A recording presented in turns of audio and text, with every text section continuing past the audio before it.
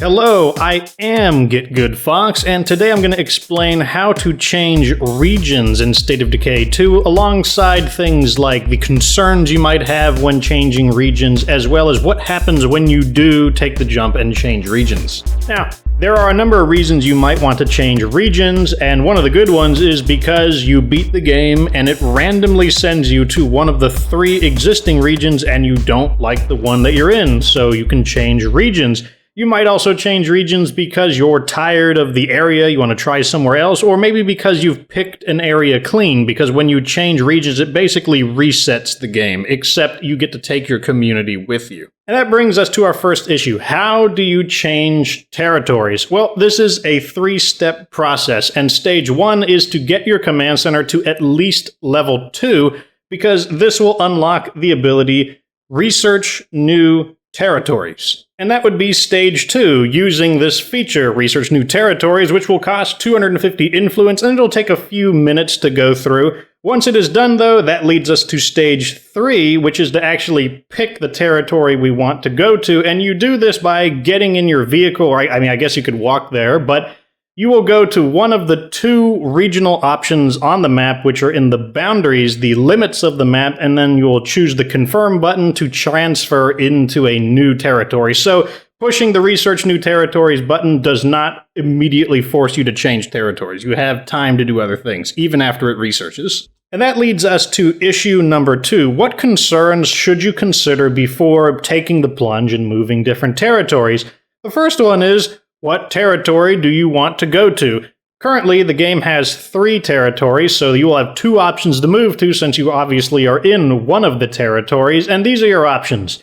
First, you have Drucker County, which is the plateau. This is the most mountainous of the territories, so it can be a bit difficult to drive around in. Then you have Mayor Valley, aka the Valley, which is the opposite. It's a very flat with rolling hills, so traversing it with a vehicle isn't too bad. And then you have the in-between one, which is Cascade Hills, aka the Foothills, which is more mountainous than the Valley, but flatter than Drucker County. Ultimately, it's really just personal preference which region you want to go to. I have all of the home bases reviewed in Cascade Hills, aka the Foothills, so if you go there, there are plenty of videos that I've documented to show you what options you have for home bases to move into, so that's something to consider. But the remaining things are your outposts, your vehicles, and any supplies that you have in the vehicles. You see, while recording this episode, I ran a little science experiment. I changed regions without dismantling any of my outposts and stuff like that to see what would come with me. Would the outposts be refunded to me? Would my vehicles go with me? And would the rucksacks in my vehicles come with me? And here's the answer.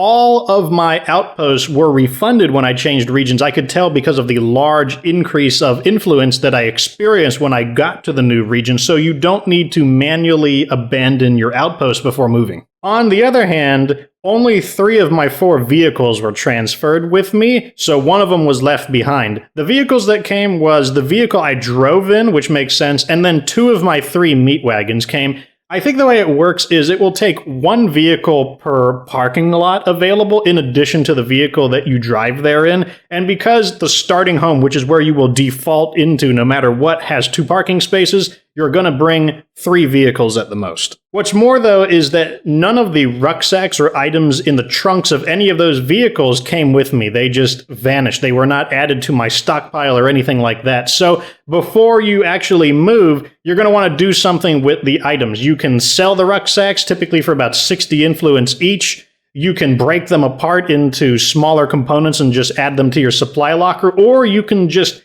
add them into your base and go over your supply limit, and then when you get to the new base, you could just quickly pull them out as best as you can and put them back in the vehicles that you're using for storage. And that brings us into our final issue. What exactly happens when you change regions? And what happens is actually different now as of update 3.0.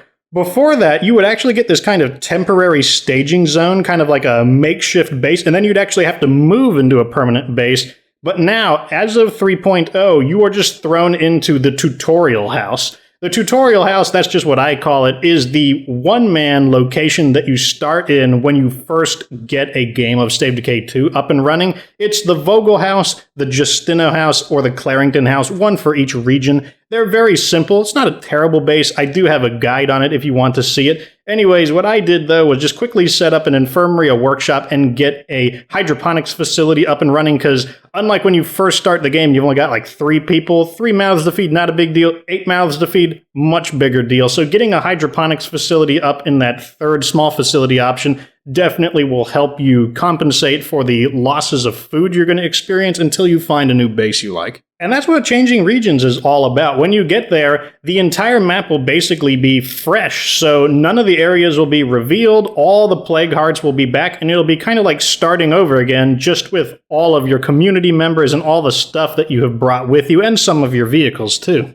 At any rate, like this video if it helped you, subscribe for more State of Decay 2 content, and if you do wind up choosing Cascade Hills, aka the Foothills, remember that I have reviewed every single home base location from the smallest base to the largest base.